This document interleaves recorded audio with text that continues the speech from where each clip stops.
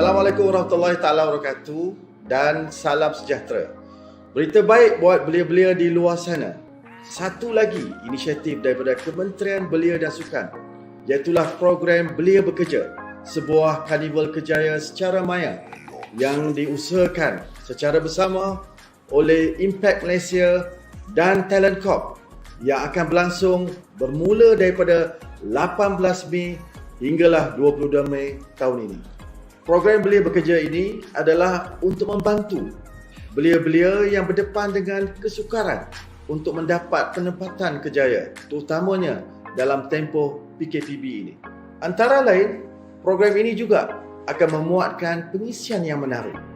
Antaranya adalah temuduga, webinar dan juga bengkel kerjaya secara online. Alhamdulillah, setakat ini hampir 40 syarikat telah bersetuju untuk mengambil bahagian yang bakal menawarkan lebih daripada 1,000 peluang pekerjaan dan penempatan kerjaya. Apa lagi? Jangan berlengah, rebut peluang anda. Daftar sekarang di www.beliabekerja.com.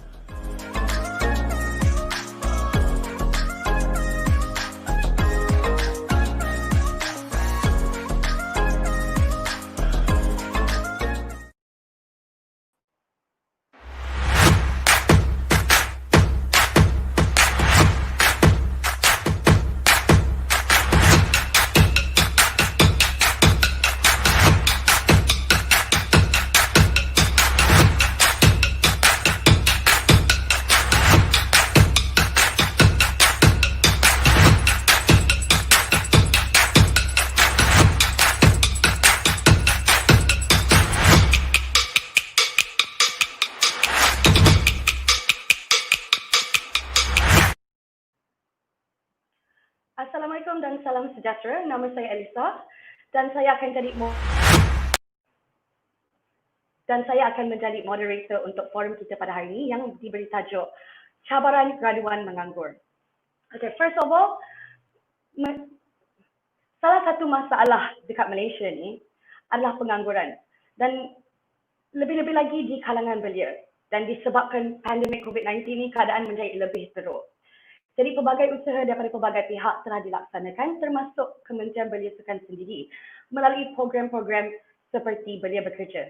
Jadi bagi yang tak tahu Belia Bekerja ni apa, Belia Bekerja ni sebenarnya sebuah kerjaya maya pertama yang berfokuskan interaction antara majikan dan juga pekerja atau fresh grads atau basically belia yang nak cari kerja.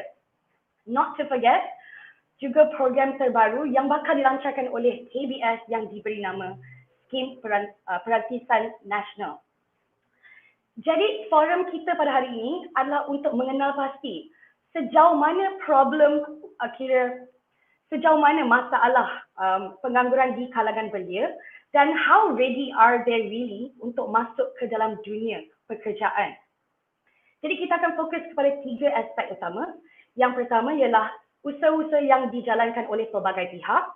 Yang kedua pula ialah langkah untuk menyelesaikan masalah pengangguran ini lebih-lebih lagi di kalangan belia.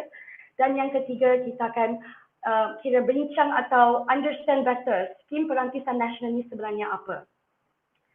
Tapi sebelum kita mula, obviously I nak perkenalkan dulu ahli panel kita hari ini. So yang pertama, kita ada Mikaila Iman, iaitu fellow kepada Menteri Belia dan Sukan, Datuk Seri Ridhwan Mat Salleh. Hi Mikaila. Hi, Assalamualaikum. Salam sejahtera. Thank you so much for having me. Same here. Okay, kita punya panel yang kedua pula, kita ada Ridhwan Mat Salleh, Persatuan Alumni Majlis Perwakilan Pelajar UiTM atau dikenali sebagai pimpin. Hai, Assalamualaikum semua. Nama saya Ridhwan. Okay.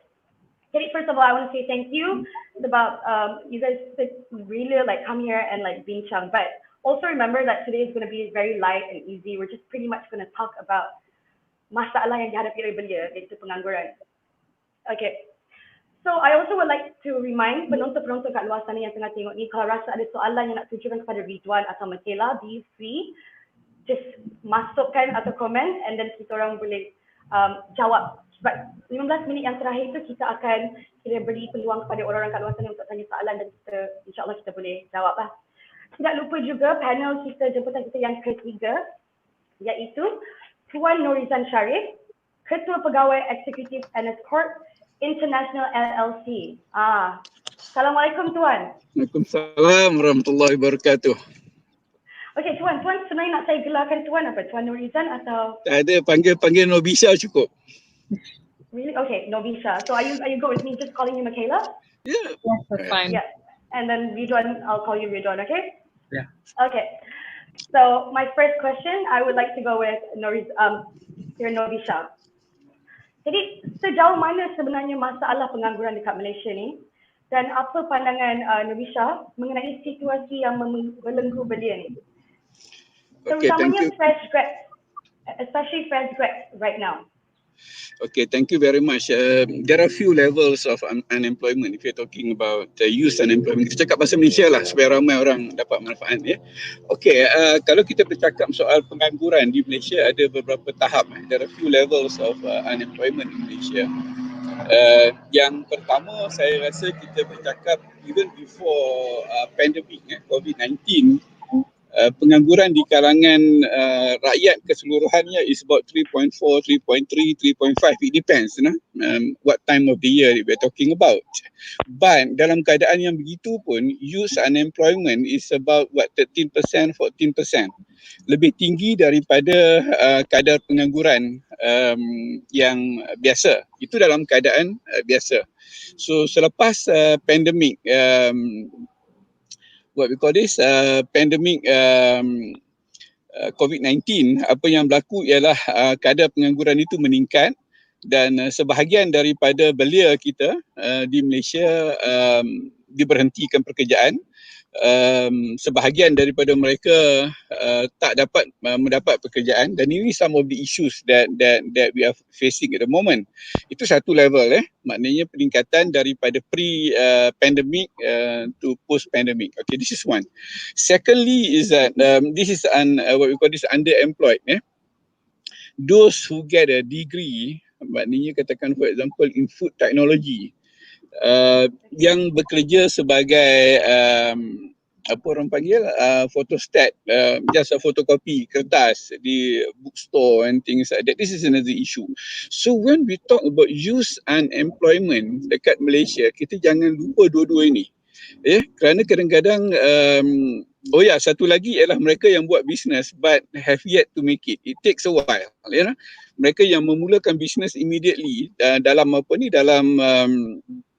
selepas tamat pengajian, tetapi mereka tak bisnes itu tidak dapat seperti apa yang mereka nak lah, maknanya belum memberikan pendapatan yang bagus.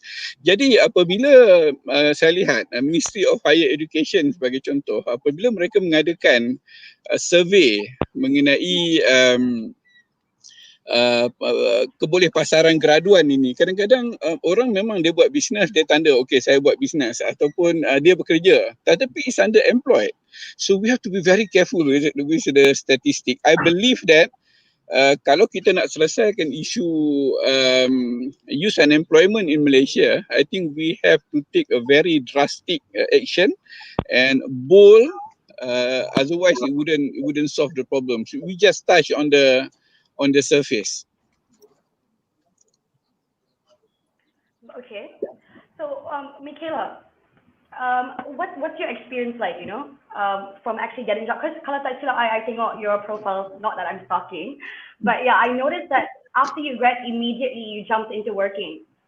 So you made it look like it was simple, number one. Number two, basically, how did you get here? I mean, becoming a fellow Perdana, and I mean, it's not easy, so explain a bit about that. I think that's the thing. When you look at someone's CV or LinkedIn, you only see the highlights, right?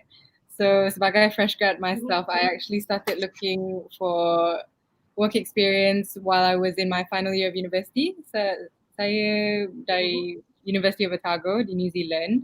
So masa my final year pun, I was already sending in my CV, just trying my luck, cold calling, cold emailing rather. And so I managed to get my first internship, which was with an ahli parliament actually in KL, buat research untuk dia. So basically, I was paid, but I was, it wasn't much, it was an allowance. Tapi anything lah untuk pengalaman. I think that's the most important thing, to actually get a feel of being in the workforce. So that was it for me initially. And lepas tu, I think also when you're in the workforce, networking is a lot easier because you meet people, and that's how I actually got into my second job, which is my first proper job actually. Sebelum ni I was actually a research intern, and then that job actually led me to apply to the Perdana Fellowship. So yeah. Okay, so that's you yourself. Hmm. Was it easy for them, or was it like tough? I think it was really tough. Part of it obviously is hard work, and a lot of it is luck though, to be fair. I completely setuju with the previous speaker when he said it's about underemployment. A lot of people I know are fresh grads and have a degree, don't really know how to sell themselves. I'm still learning. There's a lot of great resources like Nobisha's blog or things on LinkedIn, Yeah. things that they don't teach you at university that you kind of have to figure out for yourself. It's about being creative, I think, right now. I definitely am not saying it's easy, but it's not as simple anymore as just, I've got a degree, I'll send in my CV and wait for a job opportunity to come to me. You really have to be proactive sikit lah sekarang ni, especially masa COVID-19. Yeah, I completely agree with you. So my experience myself, it wasn't that easy, but I had to basically fight my way through, and here I am talking to you guys. So, Encik Ridhwan pula, you work closely dengan students semua kan, ada pimpin. So menurut your point of view, apa you rasa pendapat pelajar berkenaan dengan masalah ni? Like how deep is it? Because I'm pretty sure they share the experience with you kan? Okay, sebelum saya kupas sikit sebanyak mengenai masalah graduan menganggur ni, saya nak ucapkan terima kasih kepada pihak Kementerian Belia, Sukan dan juga Impact Malaysia kerana memberi satu ruang untuk kita berdiskusi dan juga membawa satu isu dan juga permasalahan yang kita dapat nak lari. Kerana apa, pada hari ini kita boleh lihat pasca COVID-19 ini sangat crucial terutamanya kepada graduan, dan bila kita ambil masalah pengangguran ini, ia bukanlah perkara yang baru seperti yang Cik Nobisha katakan tadi, namun ianya lebih menjadi serius tak kala berlakunya pandemik COVID-19 ini. Jadi mewakili Persatuan Alumni, sudah pasti kita mendengar rintihan maupun satu jajaran permasalahan yang sering diutarakan oleh graduan, lebih-lebih lagi mereka yang baru saja mula bekerja tetapi akibat kerana COVID-19 ini mereka terpaksa diberhentikan kerja. Jadi di mana mereka ini boleh kita letakkan? Di mana mereka ini boleh kita berikan satu latihan, sama ada kita beri reskilling ataupun kita upskilling mereka yang terkesan terhadap permasalahan pengangguran kerja ini. Dan saya percaya kerajaan pada hari ini bermula daripada skim yang telah diperkenalkan, sama ada melalui penjana ataupun yang telah diumumkan sebelum semasa COVID-19 ini, sedikit sebanyak memberi satu kelegaan kepada belia, terutamanya dalam kelompok komposisi graduan. Dan graduan ini juga saya kira kita perlu segmentizekan dia. Sama ada mereka yang mungkin 3 bulan baru bekerja, kemudian terpaksa berhenti kerana masalah COVID. Dan juga mereka yang telah ada pengalaman, mungkin telah ada setahun atau 2 tahun pengalaman tetapi terpaksa berhenti kerana terkesan. Dan kita dapat lihat ramai yang terkesan ini adalah mereka dalam sektor perkhidmatan, dalam sektor servis, dalam sektor perhotelan dan sebagainya. Maka saya rasa perlu ada satu plan yang sangat aktif, plan yang sangat berkesan supaya kita dapat atasi secara baik mereka yang mempunyai masalah pengangguran kerana pandemik Covid-19 ini. Itu pandangan awal saya. Okay, terima kasih Encik Ridhwan.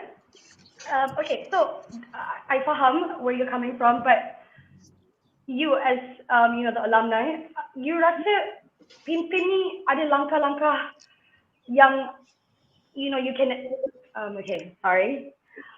So apa pimpin boleh buat untuk menangani masalah ni basically?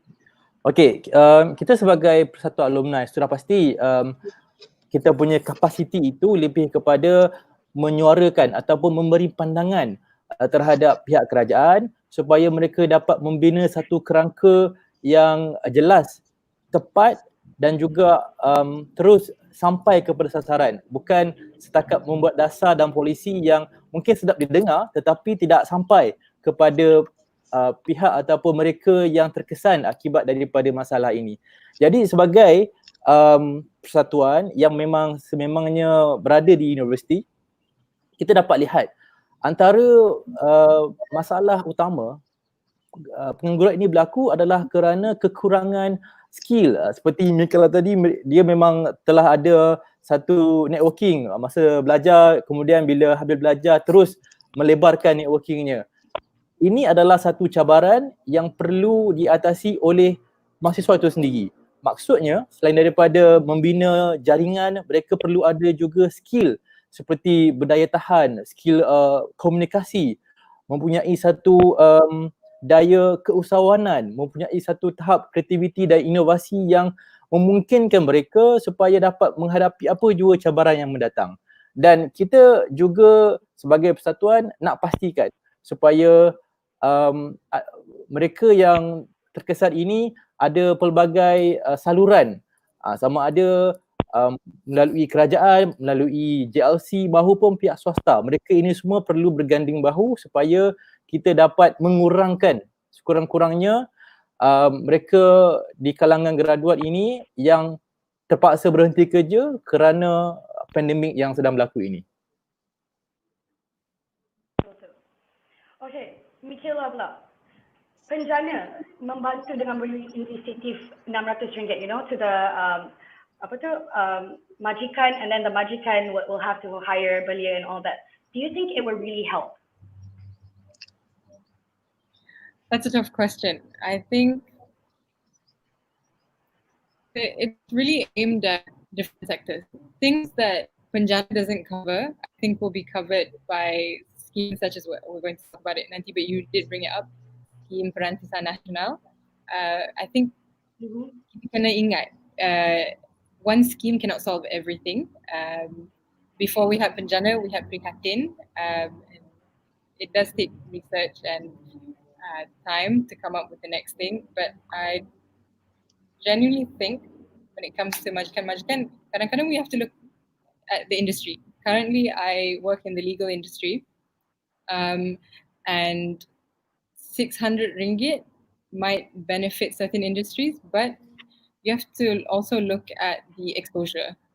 Kadang-kadang I talk to my peers as well, and there are lots of programs that kerajaan telah melaksanakan as a whole and within KBS.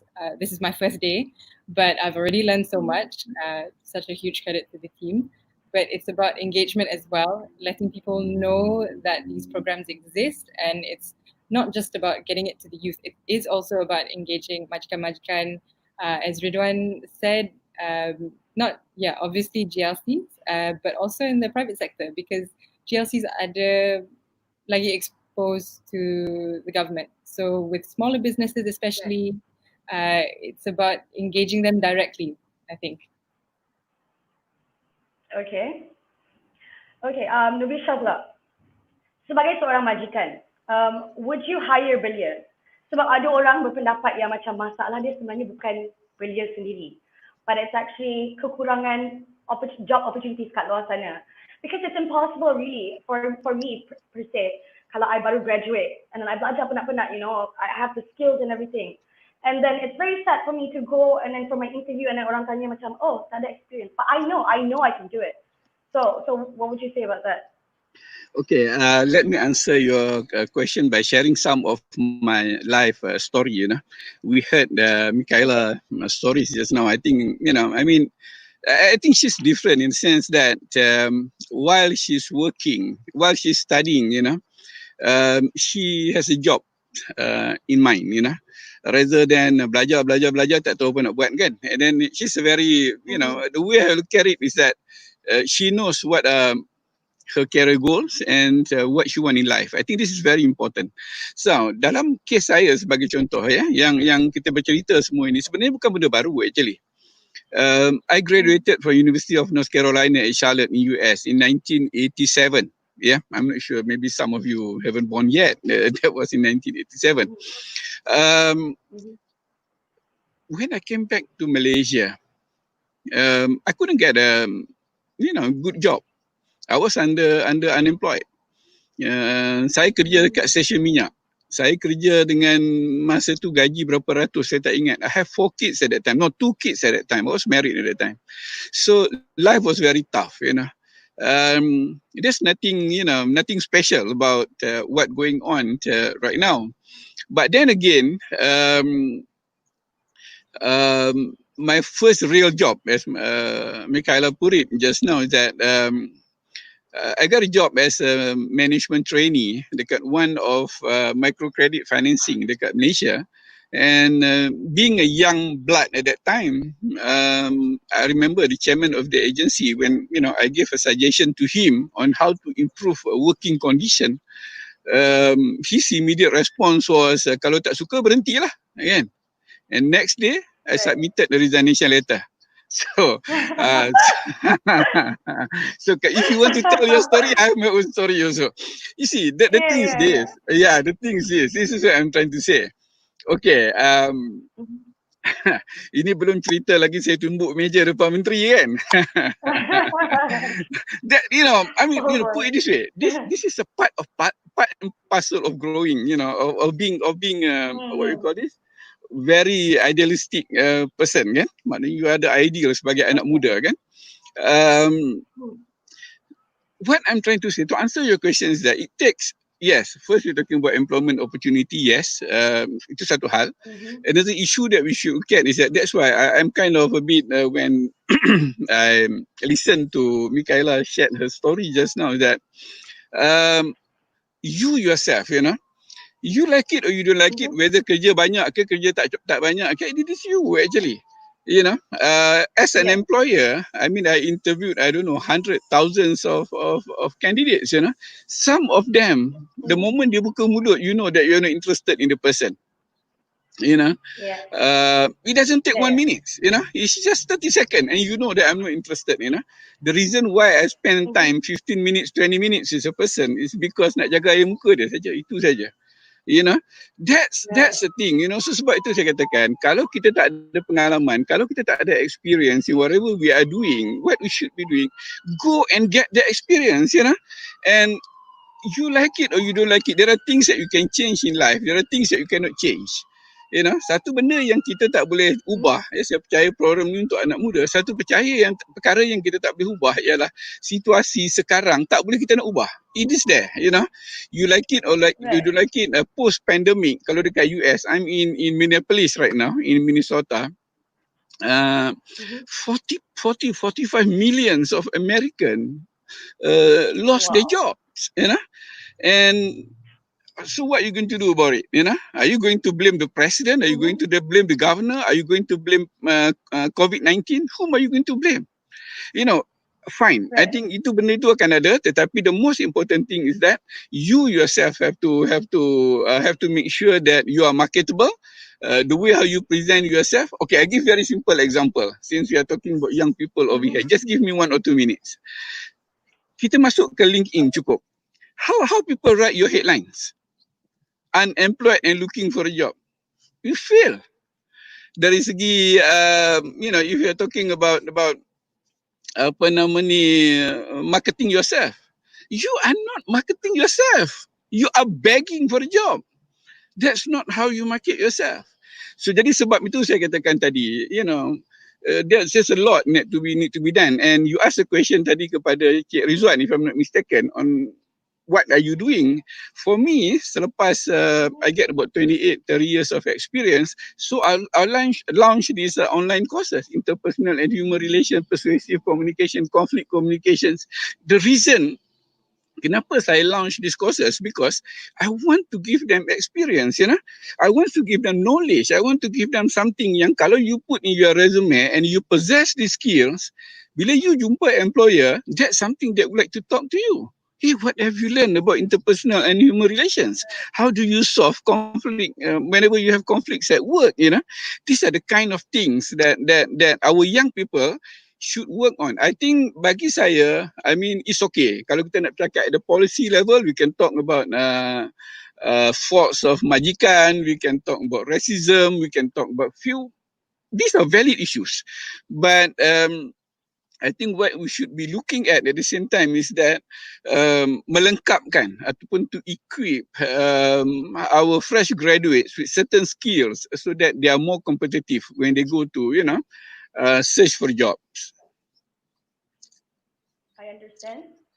But, okay, for me, I understand the bit where you said, okay, you have to have experience in order for you to grow, in order for you to market yourself, in order for you to shine and everything. But I believe in if you know what you have and you know and you work hard enough and you prove yourself, that is lacking here. You No, get it? I mean, okay, I think you bring up a very important point. Okay, I know everybody tak sabar nak bercakap tu kan bagi. This is a very very interesting subject and I'm very passionate about this. Right. So when we are Yes. talking about applying for a job, there are 3 important components. Okay, 3, 4 importance. Depends how you look at things. First, your education. Okay, of course, kalau you ada 3.0, 3.4 for flat is much better than 2.0, of course. Okay, this is one. Okay, yang kedua is your skills. What are the skills that you have? Again, yang ini you don't need experience. The third one, of course, is experience. So pengalaman is not everything. I mean, we are talking about education, we are talking about skills. How much are you willing to invest in yourself? In learning and, now we have Skim Perantisan Nasional and things like that. How much are you willing to invest in yourself? Okay, I give you my case again, I'm a product, mana-mana I pergi pun, I will say this. I'm a product of Kementerian Belia dan Sukan. And I hope Mikaila can be much better than me later on. Once I graduated, balik Malaysia bekerja dan sebagainya, Kementerian sent me to Denmark. So I remember very well. This is Asia-Europe Youth Responses to Globalization. This was organized by Asia-Europe Foundation. Dan antara benda yang dibincangkan ialah we're talking about youth responses to globalization. And this really shaped the way how I think worlds, the way how I think employment, how I look at everything. And that's why I'm here today in the States, rather than running a business di Kuala Lumpur ataupun di Shah Alam. So, you see, government can come up with so many programs. It's just you have to go out. Dan kalau kita nak bercakap, I come from a hardcore poverty family. Ada hari tak makan. My parents can't read. They tak boleh baca, tak boleh menulis. So within a generation, you change your life. So I always believe that orang bercakap soal pengalaman ini sebenarnya, bagi saya, you see, looking from an employer point of view, it is not a straightforward pengalaman. People, the reason why majikan letak pengalaman, they are looking for people who are mature enough to handle certain things at work, and how do you convey them? Okay, fine, I tak ada pengalaman, tetapi I have the skills that you need. I have the education that you need. I have all the criteria that you need. I think it's just a matter of how do you position, how do you brand yourself, and how do you market yourself. Right. Okay. So, Ridhwan pula, apa pandangan you? You rasa sebenarnya belia atau majikan ni yang menyumbangkan kepada masalah, pengangguran belia? Mungkin dah tak stand up. Ini satu soalan yang saya sendiri pun tak boleh nak jawab. Sama ada graduan ataupun majikan. Tapi biarlah saya cuba untuk bina satu naratif. Pada pasca COVID-19 ini, kita dapat lihat jenis ataupun kemahiran yang diperlukan bagi kita mendapatkan pekerjaan. Apakah kemahiran-kemahiran yang perlu ada ketika ini. Apabila berlakunya COVID-19 ini, sudah pasti benda yang utama adalah kita semua ini telah mempercepatkan revolusi perindustrian keempat. Maksudnya masing-masing menggunakan internet, masing-masing menggunakan social media untuk sama ada berniaga, sama ada untuk belajar dan sebagainya. Ini satu perkara yang kita kena lihat dari sudut yang positif. Kedua, kita perlu juga mengadakan satu revolusi reskilling. Maksudnya, kalau sebelum ini kita reskill kembali mungkin daripada segi skill-skill yang biasa-biasa. Tapi pada ketika ini, kita perlu adakan satu revolusi untuk kita reskill semula apakah skill yang diperlukan untuk kita menangani masa depan yang amat mencabar ini. Seperti yang Cik Dr. kata tadi, dia menganjurkan kelas-kelas secara online. Adakah kelas-kelas online itu menepati skill yang diperlukan oleh graduan pada ketika ini? Dan kita juga perlu menerima hakikat. Yang ketiganya, pada ketika ini berlakunya ketidaksepadanan di antara graduan dan juga pekerjaan yang ada di pasaran. Ini satu benda yang saya rasa kita perlu ambil berat.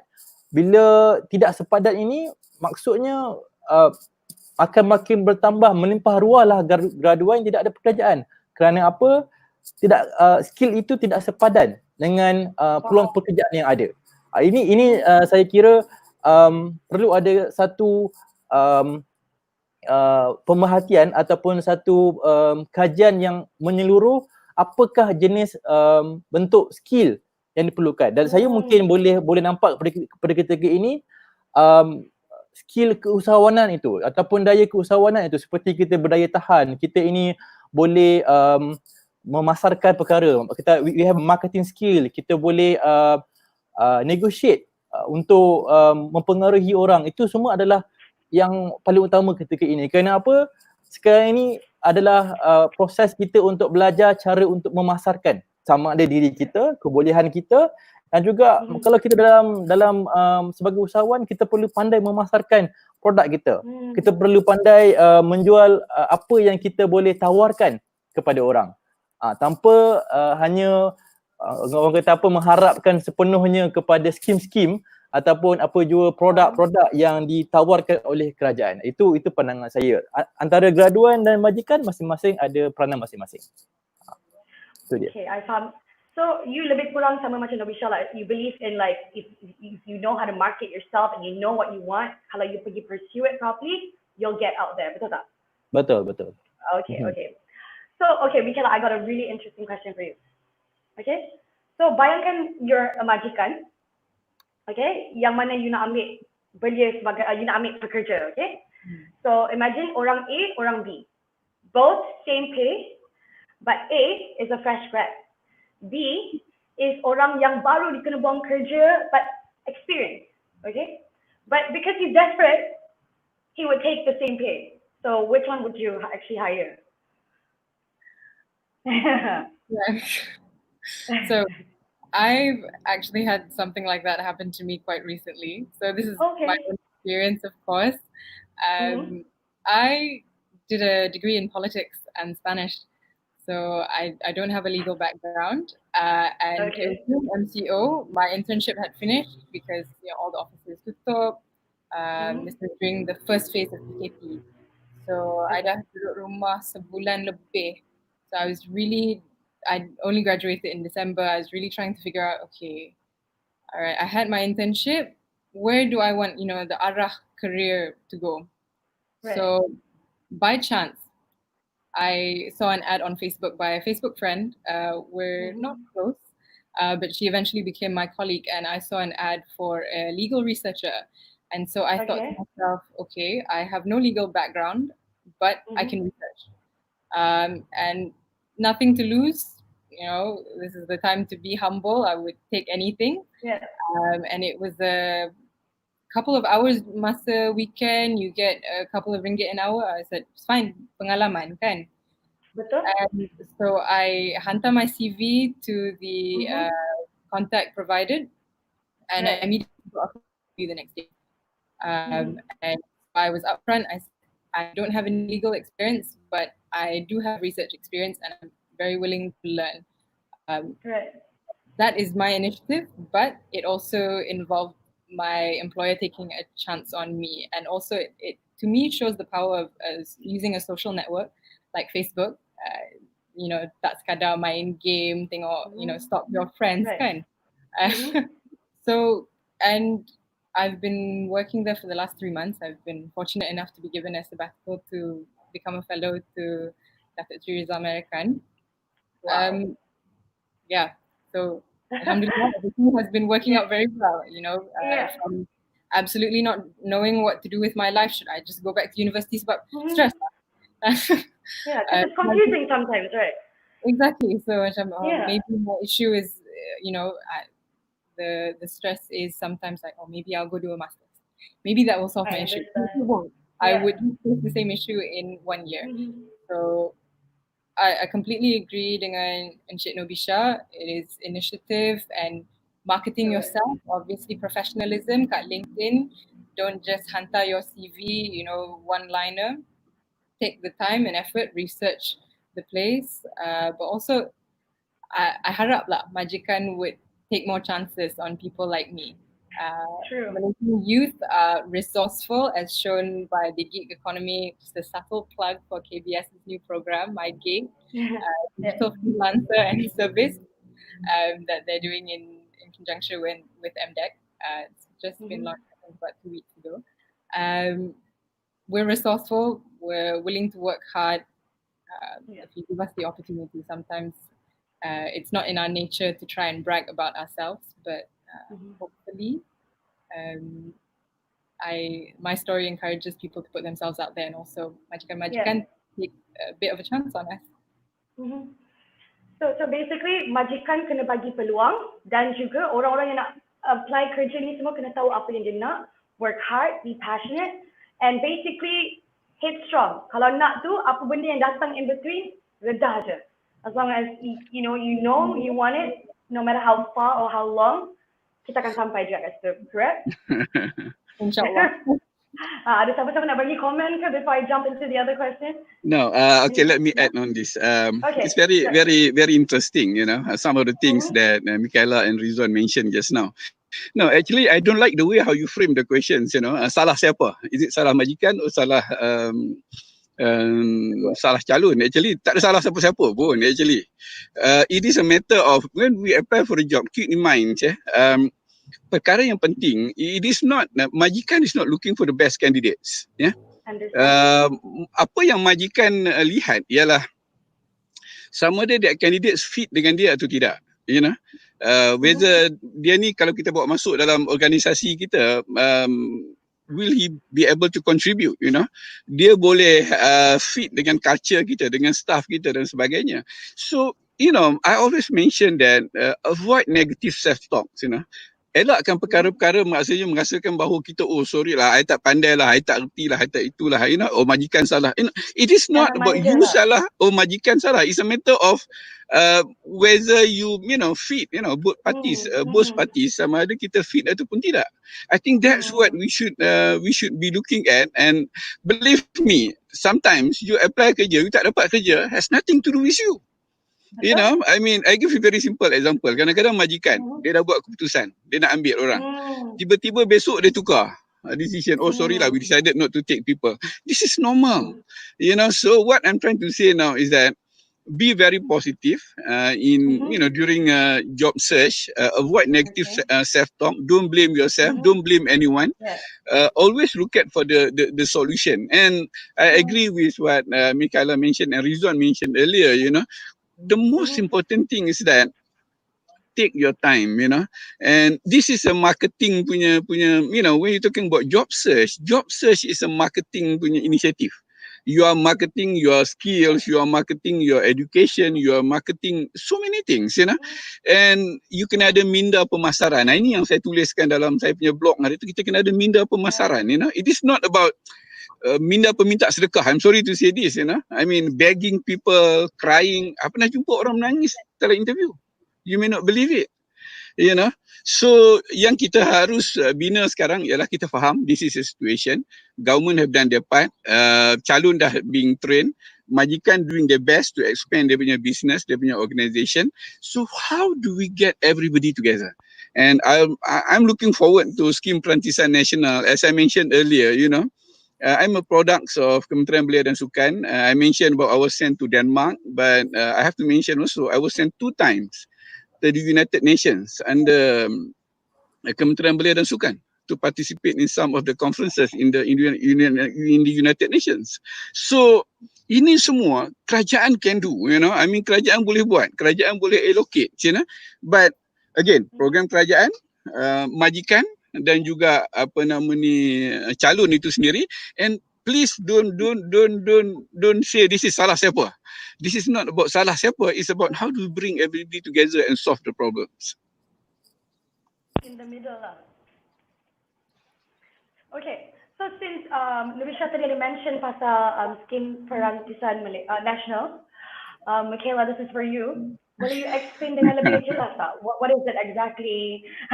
You know, I'm pretty sure the brilliant are very excited to know that there's actually hope, and because I used to get confused. Internship perantisan, apa beza dia? And I spoke to my boss. We went over this over and over again, and I understood the concept. And I think it's a safer route for all the Belias. You know, at least your skills are sharpened nicely according to what you want to do, and then it's like a confirmation that you would actually, so you don't waste time. Agreed.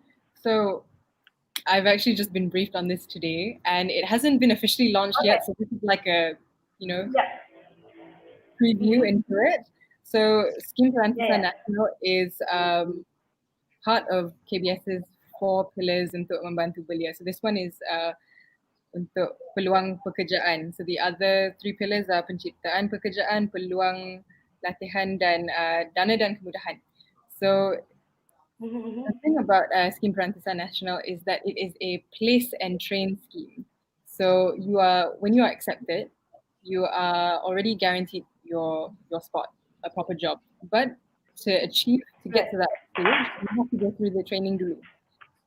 So KBS is actually, of course, this is a KBS program, but KBS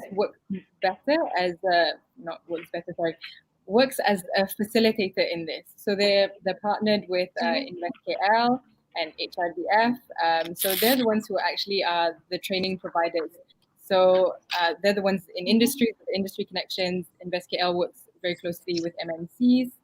HRDF works with a lot of corporate companies. So rest assured that this isn't just something the government has come up with on a whim. You are going to be trained by people who are specialized in their field. Yeah. Yeah. It's like the apprentice show, but like, you know, here. It's interesting because kadang-kadang I tengok like orang yang internship ni semua, dia nak jadi doktor, tapi end up kena tulis email and everything. So it's basically just wasting your time. So I see where this is going. But what are exactly the criteria for you to actually, what do you say? To actually masuk is the right word? Masuk? I'm so bad at this. Masuk. Yes. Yes. Yeah, yes. So actually now we're working on the single landing page. You can access this via eBelia at the moment. So you'll be able to drop your CV and things, but again, this isn't officially launched yet. So you're the first one to know pretty much. I think it's been alluded to through Rizal's posts. But sure everything will be elaborated on. This has been in the works for some time now. I think the important thing to note is that yes, you are going to be trained, but this is not setakat internship. You will get the training that is immediately relevant for the job that will come following that. So I think that is an important distinction to make from other programs where we'll give you some on-the-job training and then just lepas you into the workplace. No guarantees that what you've been trained to do is actually relevant to the jobs you may be looking for in the future. Right. Okay, Ridhwan, you dengar Mikaila explain tadi pasal SBN. What do you think about it? You rasa, you know, because there's a lot of schemes that was, you know, ada dekat luar sana. So do you think this would actually help in a way? Of course, memang sememangnya ia sedikit sebanyak banyak boleh membantu. Dan saya percaya program ini diberi nafas baharu. Sebelum ni kita pernah dengar skim latihan satu Malaysia. Lebih kurang sama juga, di mana kita memberi latihan kepada graduan dalam masa beberapa bulan dengan kadar gaji yang dikongsi bersama di antara majikan dan juga kerajaan, di mana mereka diberikan latihan yang sewajarnya, bukanlah setakat buat air kopi, bukanlah setakat print dan sebagainya yang sebelum ini. Itu antara isu yang sering berlaku di kalangan graduan yang baru dapat kerja ataupun graduan yang sedang dalam internship dan sebagainya. Dan saya percaya dengan pelaksanaan Skim Perantisan Nasional ini sedikit sebanyak kita dapat mendepani cabaran graduan menganggur ini. Dan saya amat mengharapkan skim ini bukan setakat boleh memberi pekerjaan kepada graduan, malahan yang lebih penting adalah bagaimana kita nak membina nilai yang ada, yang perlu ada bagi seorang graduan yang tidak hanya mengharapkan pihak kerajaan yang mencipta pekerjaan untuk mereka, tapi mereka sendiri berupaya untuk mencipta pekerjaan untuk diri mereka sendiri. Sebab saya percaya selepas ini kita kena terima hakikat mungkin dunia ini dah tak ada pekerjaan. Kita sendiri yang kena bina pekerjaan tu. Masa depan tanpa pekerjaan. Di mana kalau kita tidak ada skill yang diperlukan, maka sampai bila-bila lah kita takkan dapat bekerja. Tetapi sekiranya kita ada skill yang diperlukan bagi menempani cabaran industri revolusi keempat ini, saya percaya masalah graduan menganggur ini sekurang-kurangnya kita boleh kurangkan. Sekurang-kurangnya kita boleh pastikan tidaklah ianya menjadi satu lagi isu yang sangat besar, terutamanya di kalangan graduan. Itu pandangan saya. Okay. Nobisha pula, as a mentor, all the Belias go to you for advice and everything. You rasa SPN ni akan membantu tak? Because you said it's all about marketing yourself. Tak guna juga kalau 6 bulan, you become an apprentice, tapi like what you said, you don't know how to market yourself and you're not going to fully use it.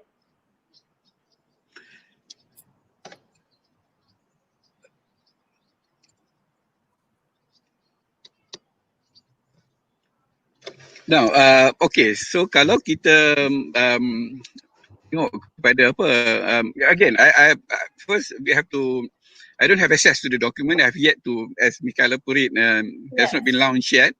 So I have no idea how it's going to look like. But based on the input that you gave just now, it looks like this. There are many components. It's not only just training, but also there are a few other components, which I think is very, very interesting. That's what set it apart from other programs. Now, the question is this. Saya cakap simple aja. So first, whoever running this program, Skim Perantisan Nasional, you need to get activists to run it. You cannot just have someone yang administrator saja datang, file, process, blah blah blah blah. I mean, it's not going to work. Because you are trying to solve a problem. Kita kena selesaikan masalah, and you need someone who is a problem solver. Bukan datang dia pun cerita masalah dia, saya ada masalah dan ni calon tak layak lah, itulah ini apa semua. You are telling all sort of problems. So I think number one, you need to get the right people to run it. I think if you get the right people to run it, I think insyaAllah, I think the program is going to be ini. Kalau tak ada apa, go and solve the problem. Now, yang kedua, make sure that you recruit the right people. Kalau kita dapat orang yang betul masuk ke dalam programs, then fit dengan apa yang program sini cuba lakukan, I'm sure that this program is going to benefit. And of course, another one is you get to get the right partners in supporting the programs. You don't make it like this is a government programs. You need to get the private sector to come in. Not only when you're talking about private sectors. This I want to caution. Jangan kita hanya nak bawa GLC saja. I think we have burden GLC too much. Semua benda kita nak letak kepada GLC. Get the SME, small and medium enterprises, incentivize them, to come in and support the programs, because at the end of the day, kalau kita adakan bukan kalau kita ada calon yang baik, kalau kita ada pekerja yang baik, you'll benefit the SME as well. So it is a win-win situation for the government, you solve the problems, for calon, you dapat kerja, dan for SME, you get good candidates, Jangan kita buat program internship hangat-hangat tai ayam kan. And for me kan, I just want to share my experience. Those yang bekerja di bawah under me dalam internship,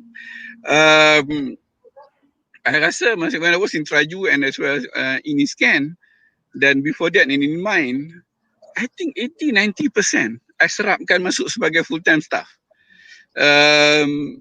Because you see, kalau kita sebagai majikan, kalau kita really orang kata devote ourselves to develop the person, kita bukan nak bagi dia training tau, kita nak ambil dia, kalau boleh kita nak mold dia to turn the person to become a better person, to become a good employee, hoping that you nak ambil dia, bukan maknanya I'm doing it 6 tahun because yang Berhormat Menteri minta I ambil lah. No, we don't want this kind of mentality, Yeah, I think this is what the components that you need to have to make sure that the program is successful.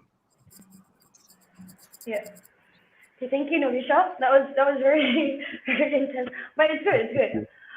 But before we go further, boleh kita buka soalan tak? Kita tengok ada siapa-siapa yang nak tanya soalan. Okay, so this is for Nobisha. What is this? How doing gig economy, any random jobs help us to add experience or structure the career growth when we are applying for a job? I believe the situation is different between US and Malaysia. Okay, now this is very okay. I like this question. You know why? Ramai orang anggap maknanya odd jobs, gigs punya ni kan, works, dia anggap ini sebagai alah saya kerja photostat saja, saya kerja di kedai makan saja. I think this is a wrong attitude. Dan sebab itu saya katakan, when you write your resume, you tak cerita dalam resume saya bekerja pembantu kedai makan. If you get a master's or if you get a degree, in between jobs, it's just how you position, focus on the skill that you acquired. Kalau kita kerja di kedai makan sebagai contoh, apa skill yang kita dapat? Conflict resolution skills, communicating with difficult customers, handling complaints, ensuring product quality. Ini yang kita harus frame diri kita. Tapi kalau kita frame diri kita, saya hanya bekerja sebagai pembantu kedai makan kerana saya tak dapat kerja lagi. You see? So if you ask me whether it helps or not, yes it helps. Saya pernah kerja stesen minyak, saya pernah kerja angkat kapet, I work in warehouse before, I know this. Ini yang menjadikan kita ni manusia hari ini, I think that's one. Satu lagi yang saya nak sebutkan juga ialah majikan ni pun kena ubah mentality sikit. Bila ada graduates kita, dia letak umpamanya dia berniaga. Jangan anggap maknanya orang ni tak dapat kerja. Dia berniaga, dalam proses berniaga itu banyak benda tau. Dia buat dropship ke, sama ada dia jadi agent certain products, dia jadi stockist ke, whatever it is, This, dalam proses itu banyak skills yang dia dapat. Banyak skill yang dia dapat, social skills yang dia dapat. As I mentioned just now, Tengok benda ni, jangan hanya tengok job description saja. Kesilapan majikan kita ialah dia hanya tengok job description. Ini sebab itu, bila you ada dengan multinational corporation GLC and you assume orang tu bagus. Not necessarily. Ada orang yang kerja GLC tak bagus pun. Ada orang yang kerja dengan multinational corporation tak bagus pun. Go beyond job description, go beyond big names dalam resume. Right. Okay, any other questions? Okay, I have a question. Okay. So, question ialah, what is your opinion about TVET skills? So, yang ni siapa nak jawab, Mikaila or let's give it to Ridhwan? Saya boleh jawab. Saya pun ada pengalaman bekerja di negeri di mana sebelum tu saya nak recap balik pengalaman saya bekerja di Kementerian Pendidikan Tinggi. Sememangnya kita pada ketika itu sering kali mempromosi TVET ini di kalangan pelajar-pelajar sekolah supaya mereka tidak nampak aliran sains itu adalah the only option yang mereka boleh pilih untuk menjamin pekerjaan mereka. Kita nak cuba ubah mentaliti bukan sahaja di kalangan pelajar tetapi juga di kalangan ibu bapa. Kerana ibu bapa pada ketika itu masih lagi menganggap bahawa aliran sains sahaja yang boleh menerima pekerjaan. Tetapi kalau kita lihat kepada trend di mana mereka yang dalam bidang TVET ini sebenarnya memiliki tangga gaji yang lebih besar. Contohnya saya ambil, ketika saya bekerja di Johor, kita boleh lihat mereka yang bekerja di Pengerang contohnya. Mereka ini mempunyai satu skill yang fokus dan juga mungkin kerja dia agak susah, panas dan sebagainya, tetapi mereka ada skill yang fokus dan mereka ini mempunyai gaji yang lebih besar berbanding mereka yang bekerja di pejabat. Ini yang saya nak katakan tadi, bahawasanya TVET skill ini, TVET skill ini, technical, vocational, engineering dan juga teknologi ini sangat penting supaya mereka tidak hanya ada satu pilihan. Dan juga dan bukan semua orang, semua manusia ini ada kebolehan yang sama, boleh pandai dalam matematik, maths dan sebagainya. Mereka juga mungkin mempunyai satu kelebihan dalam bidang skill dan mereka ini perlu kita garapkan dengan lebih baik melalui politeknik, college community. Sebenarnya kerajaan telah ada banyak institusi dan saya ingat lagi sememangnya kerajaan mempunyai insentif, memberi insentif yang lebih kepada mereka yang memilih bidang TVET ini.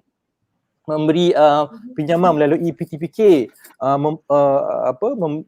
memberi bantuan insentif supaya mereka memilih TVET ini sebagai laluan mereka dan akhirnya mereka boleh mengembangkan skill dan juga daya usaha mereka.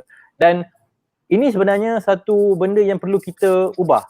Kalau kita lihat di luar negara, di Jerman sebagai contoh, mereka yang memilih skill ini sehingga satu masa mempunyai satu tahap hingga boleh membaiki kereta dan juga mencipta teknologi yang baru di dalam bidang otomotif dan sebagainya. Kena fokus dan bukan hanya memandang aliran sains, matematik dan sebagainya sebagai the only option yang mereka ada. Ini saya rasa perlu kita ambil titik berat. Daripada zaman dulu lagi, Dr. Mazli, sebelum ini Datuk Ida Yusof, sebelum itu Datuk Khalid Nordin, mereka semua seringkali mempromosi TVET ini. Dan kita dapat lihat suasana TVET di Malaysia ini kian lama kian sangat berkembang dan juga peluang pekerjaan itu lebih banyak daripada kalau kita nak mengharapkan bekerja di pejabat dan sebagainya. Dan ini yang perlu kita memberi fokus utama, saya kira. Okey, kita buka satu lagi soalan. Okey, adakah relevan jika graduan yang mempunyai 2.6 CGPA and he got a lot of experience, let's say dia ada 1-2 tahun pengalaman bekerja, untuk mendapat tempat dalam pekerjaan atau jika ada, bagaimana nak sell diri kita? I think I know who this question is for. Norisha. No, I think that's Mikaila answered it. Okay, fine. Let's have Mikaila. Sorry. I hope we can have this one as a joint thing. How do you tell yourself? I think that's a great question and not something anyone can answer because it's individual. You kena tengok, as Encik Nobisha said, if you kerja kat kedai makan, your skill is probably that you are used to dealing with difficult customers. That is conflict resolution. So don't just fikir, I tak dapat internship kat GLC ke sini kat sana. I just kerja kat McD. You really have to spend this time, especially when you're unemployed or you're kerja secara gig. You have time. Which can drive you crazy, but at the same time, you really should take it to reflect because I try to see it as an investment in myself. So I fikir dulu, okay, if someone's trying to hire me, as Encik Nobisha said, I cannot just say, please give me a job, beg them for a job. I can add value to my future employer. So what am I good at? What can I provide? Okay, if I don't fulfill every job, every point on a job description, I've been told by recruiters while I was at university, a job description is a wish list. So if you don't fulfill everything, just try. And pengalaman tu is not just your job pengalaman, it's job hunting pengalaman. Every interview I've had, I think, has made me a better candidate. Whether it went completely wrong or completely right, I've learned a lot. I still have so much to learn. But really do take the time to look at yourself. As Encik Novisha said, if you berniaga, whether you're doing it on Instagram secara kecil, there's a lot of things you must think about, your overheads. How much do I have to charge kalau I buat cake ni to recoup my costs and also gain a profit? Don't just think, oh, I do small things. There's a lot of things that go into any job. So think about that. Think about the skills. I think that's the most important thing. Don't just say, I kerja MACD. What do you learn? I think that's the main thing. And try and also see it from the majikan's point of view. I know that however bad I want a job, I have to show that I can add value, that you are good value. And importantly, have a good personality. Stay positive. You want to be someone they invest in and keep around. So I'm sure Encik Nobisha will have a different point of view or more things to add to that. That's it for me. Saya nak tambah sikit, boleh? Oh, sorry. Okay, sikit je. Sebenarnya saya suka soalan ni. Dia kata dia graduan, mempunyai CGPA yang mungkin tidak mencapai sasaran, tetapi dia adalah graduan. Maksudnya bila dia adalah graduan, dia ada pengalaman di universiti, pengalaman sekurang-kurangnya 3 tahun di universiti. Ini sebenarnya satu pengalaman yang orang lain tak ada. Tak semua orang boleh masuk universiti. Dan pengalaman ini sebenarnya yang boleh membantu mereka untuk memasarkan diri mereka. Tambah lagi dengan 1-2 tahun pengalaman kerja, saya kira tidak mustahil dia boleh mendapat pekerjaan. Dan ditanya bagaimana nak sell diri kita, apakah kelebihan yang anda ada? Pada ketika ini kalau kita dapat lihat baru-baru ni viral Sugu yang boleh menggunakan medium YouTube untuk menjana pendapatan. Ianya soal untuk memberi pendapatan kepada diri kita sebagai individu. Tak kira lah apa-apa pekerjaan, tetapi asas dia adalah bagaimana kita ingin menyara diri kita. Maka di situ lahirnya satu daya ataupun satu sikap untuk kita sentiasa mencabar diri kita. Kita perlu sentiasa berinovasi. Kita selalu mempunyai satu kreativiti yang lain daripada yang lain. Kalaulah kita ini macam Cik Nafisha kata, kita selalu berfikiran negatif. Kita punya CGPA yang mungkin kurang bagus daripada yang lain. Jadi kalau dah awal-awal lagi dah negatif, sampai bila-bila pun kita akan negatif lah. Tapi kalau kita ada minda yang positif dan kita rasa kita ini adalah graduan universiti, graduan universiti layak memiliki pekerjaan. Itu pandangan saya. Okay. That's a really good advice. Even Mikaila just now, really like headstrong. So what about Nobisha? Nobisha ada any nasihat yang the final main nasihat kepada beli-beli kat luar sana yang tengah stress kat rumah, tak boleh nak cari kerja and everything is like online now, so macam nak pergi interview macam mana, semua macam tak tahu nak buat apa. What's your advice? Okay, good. That's a good question. Whatever issues yang you cakap tu, actually I went through. First of all, I don't have, sekarang ni orang guna istilah kabel and things like that. I don't have a kabel. Kabel apa? Datang daripada keluarga hardcore kan. Miskin tegar mak ayah saya tak kenal orang pun. Dan saya hanya datang ke Kuala Lumpur pada at the age of 18. Itu pun masa nak pergi US. Datang ke ni kan. Yang kedua, you're talking about CGPA. I'm not a four flat punya graduates. Nothing to shout. My first degree. Nothing to shout actually. Tapi bila dapat peluang untuk buat masters tu, alhamdulillah I managed to. That's different story altogether lah. I've learned my lesson, you know. Thirdly, you nak cerita soal kerja stesen minyak, kerja parking attendant, I did it. So jadi sekarang apa kita nak cakap? I mean, whatever problems that we discuss hari ni sebenarnya, I went through, you know. Dan saya tahu ini kehidupan yang cukup susah untuk semua orang, dan saya selalu percaya dalam hidup ini kan, masa kita kat universiti, yes, you talk about CGPA, you can talk about assignment, you can talk about tugasan and things like that. The moment you graduated, whatever happen. Okay, apa yang dah berlaku. There's nothing that you cannot turn back and nak improve your CGPA. You dah dapat kan diploma, you dah dapat degree already. Time to move on. Pandang ke depan, tengok apa yang kita nak kena buat kan. So this is how you frame yourself, the way how you look at things yourself, rather than duk bercerita masalah CGPA 2.6, you know. Ramai yang jadi CGPA 2.6 now in a senior management position. You know, the moment you bekerja, kalau siapa yang biasa dengan my Twitter, baru ni saya ada sebutkan, the moment you work like 10 years or something like that, education ini sudah orang cakap apa, kalau dalam urutan resume kita tak last pun dah okey, letak belakang sekali pun dah okey. Awal yang orang nak tengok what's your achievement, apa yang kita buat. Kan? Kalau saya ceritakan resume saya very quickly dalam 1 minit kalau saya ceritakan resume saya is not impressive.